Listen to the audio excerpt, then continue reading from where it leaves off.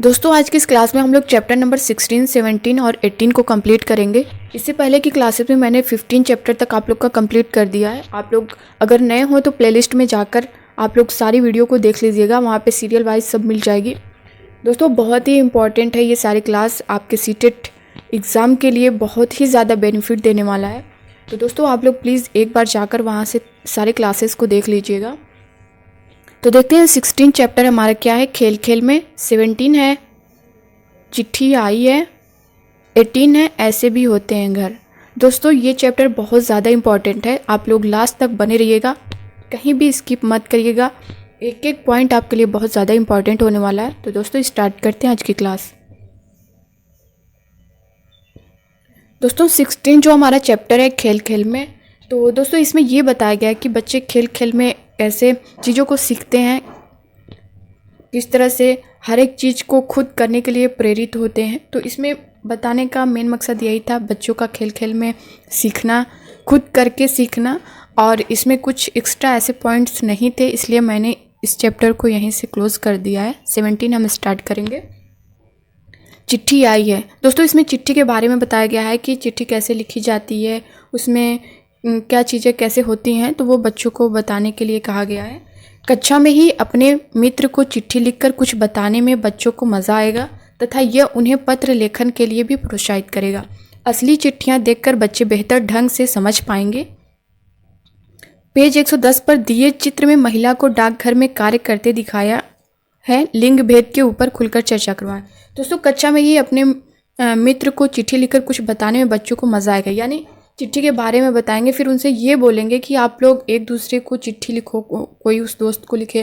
तो इस तरह से ग्रुपिंग में जब वो चिट्ठी को लिखेंगे तो वो खुद से करके सीखेंगे क्या चीज़ें कैसे लिखना है, और उन्हें इंटरटेनमेंट भी मिलेगा। तो इस तरह से वो चीज़ों को सीख भी पाएंगे खुद करके।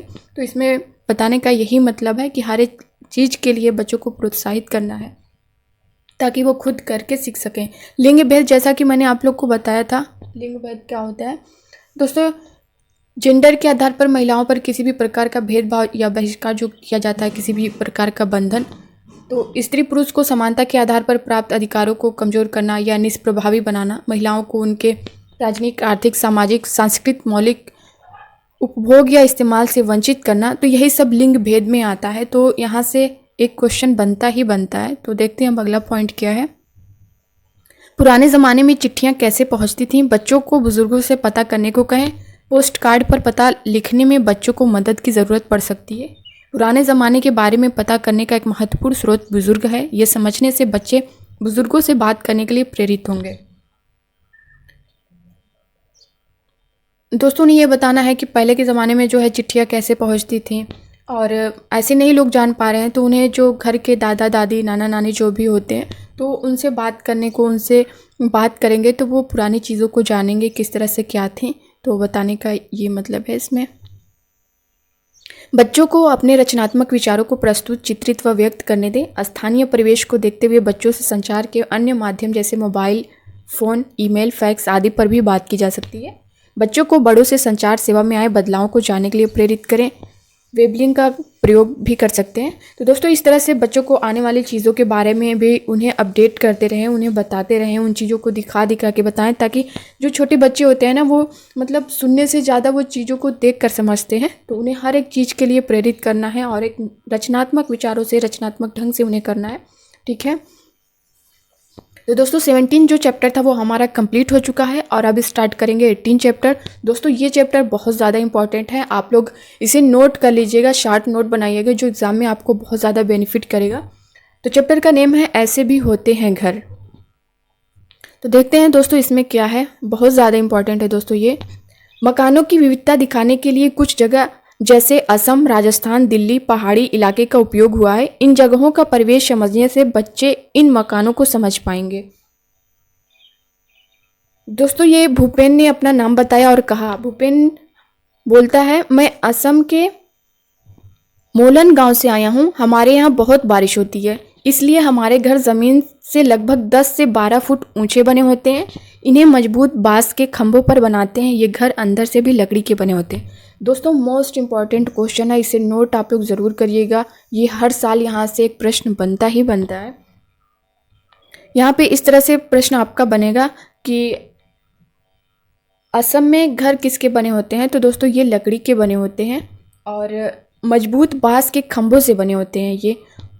ये ज़मीन से लगभग 10 से 12 फुट ऊंचे बने होते हैं। कितने? 10 से 12। दोस्तों बहुत सी बुकों में यही चीज़ें आपको गलत दी होंगी, तो अगर आप एनसीईआरटी की बुक पढ़े रहोगे तो आपकी ये चीज़ें एकदम क्लियर रहेंगी। तो 10 से 12 फुट ऊंचे बने होते हैं। यहाँ पे बारिश बहुत होती है, इसी वजह से असम में क्या होती है, बारिश बहुत होती है। इसी वजह से यहाँ के घर जो है वो बांस के बने होते हैं, लकड़ी के, और 10 से 12 फुट ऊंचे बने होते हैं। दोस्तों बहुत ही इंपॉर्टेंट क्वेश्चन है, मैं आपसे फिर कहूँगी, इसे आप लोग नोट कर लीजिएगा। अब अगला पॉइंट देखते हैं। चमेली की बारी आई है। अब चमेली क्या बोलती है अपने यहाँ, मैं मनाली से आई हूँ जो एक पहाड़ी इलाका है। हमारे यहाँ भी बारिश बहुत होती है, मनाली में भी बारिश बहुत होती है और बर्फ़ भी पड़ती है, वहाँ बर्फ़ भी पड़ती है। जब ठंड ज़्यादा हो जाती है तब धूप में बैठना अच्छा लगता है। हमारे मकान पत्थर या लकड़ी से बनते हैं। दोस्तों मनाली में भी बारिश बहुत होती है, लेकिन वहाँ पे बर्फ़ भी पड़ती है और यहाँ के जो मकान हैं वो पत्थर या लकड़ी से बने होते हैं। ठीक, ये चीज़ें आपकी क्लियर हो गई। मनाली में जो मकान होते हैं वो पत्थर या लकड़ी से बनते हैं, ये भी आपका बहुत ज़्यादा इंपॉर्टेंट है। अगला देखते क्या है। मिताली और अनुज क्या बोलते हैं। मिताली और अनुज दिल्ली से आए हैं। उन्होंने सबको दिल्ली की तस्वीरें दिखाई। एक तस्वीर में ऊंची ऊंची इमारतें देखकर भूपेन बोला, अरे इतने ऊंचे मकान, इनमें ऊपर तक कैसे चढ़ते हैं। दिल्ली में जो है वो ऊंचे ऊंचे मकान होते हैं, बिल्डिंग वगैरह। तो दिल्ली भारत की राजधानी है। दिल्ली और उसके जैसे बड़े शहरों में गाँव और कस्बों से लोगों को काम की तलाश में आना पड़ता है। सॉरी दोस्तों, ये लोग अक्सर शहर में ही बस जाते हैं। यहाँ रहने वाले लोग ज़्यादा हैं और जगह कम। बहुत लोगों के पास मकान होते ही नहीं, उन्हें झुग्गी झोपड़ियाँ में रहना पड़ता है और कई लोगों के पास वह भी नहीं। लोग जहाँ जगह मिले वहीं सो जाते हैं, सड़क पर, फुटपाथ पर, स्टेशन पर। वाकई शहरों के घर की बहुत बड़ी समस्या है। तो दोस्तों कुल मिलाकर दिल्ली में जो है वो मकान बड़े होते हैं, बिल्डिंगें बड़ी बड़ी होती हैं। यहाँ पर जो है काम वगैरह होता है, तो वहाँ के काम की तलाश में लोगों को वहाँ जाना पड़ता है। तो ये सब चीज़ें बताई गई हैं। काशीराम क्या बोलते हैं, इनके बारे में जानते हैं। मैं राजस्थान का एक गांव से आया हूँ। हमारे यहाँ बारिश बहुत कम होती है और खूब गर्मी पड़ती है। हम लोग मिट्टी के घरों में रहते हैं।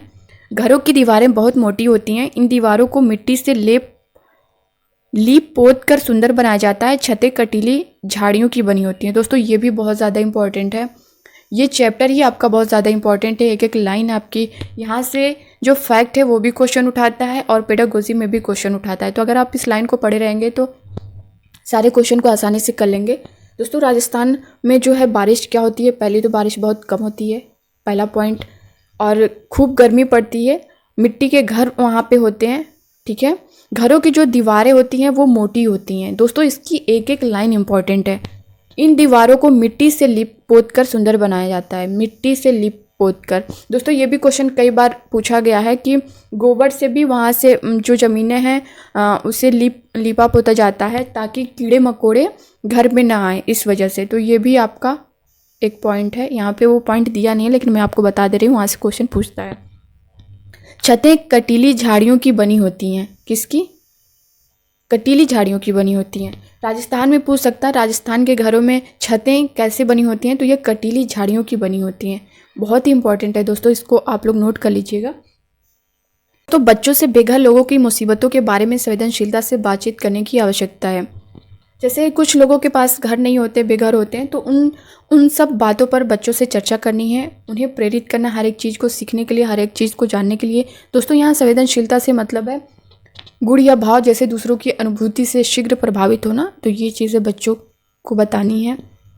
अगला पॉइंट जो बहुत ज़्यादा इंपॉर्टेंट है दोस्तों, यहाँ पे आप लोग देख पा रहे होंगे, शाम को हम सब डल झील घूमने गए।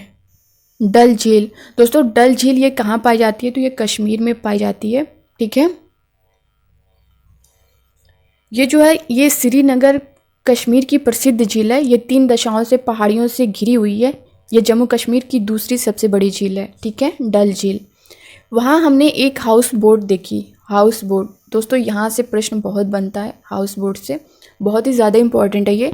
हाउस बोट दोस्तों ये क्या होता है अभी मैं आपको बताती हूँ। शिकारे में बैठे हैं, शिकारा क्या होता है?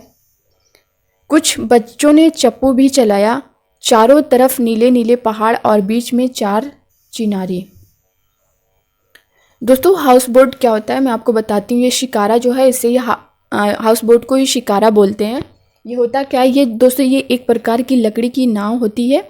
ये जम्मू कश्मीर के श्रीनगर के डल झील में प्रयोग में लाई जाती है। जम्मू कश्मीर के अलावा ये भारत के केरल राज्य में भी पाई जाती है। यानी ये जम्मू कश्मीर में पाई जाती है, दूसरी ये केरल राज्य में भी पाई जाती है। भारत में 2 जगहों पर पाई जाती है, ठीक है, जम्मू कश्मीर और केरल में। 4 चिनारी क्या होती है इसके बारे में जानेंगे। दोस्तों 4 चिनारी जो है ये डल झील के बीच प्यारा सा टापू है जिसे सुंदर चिनार के पेड़ों से चिन्हित किया गया है। इसे चिनारी या रोया लंक के नाम से भी जाना जाता है। क्या? रोया लंक। यहाँ पे वो नहीं बताया गया है लेकिन मैं आपको बता दे रही हूँ, इसे रोया लंक के भी नाम से जाना जाता है, ठीक है।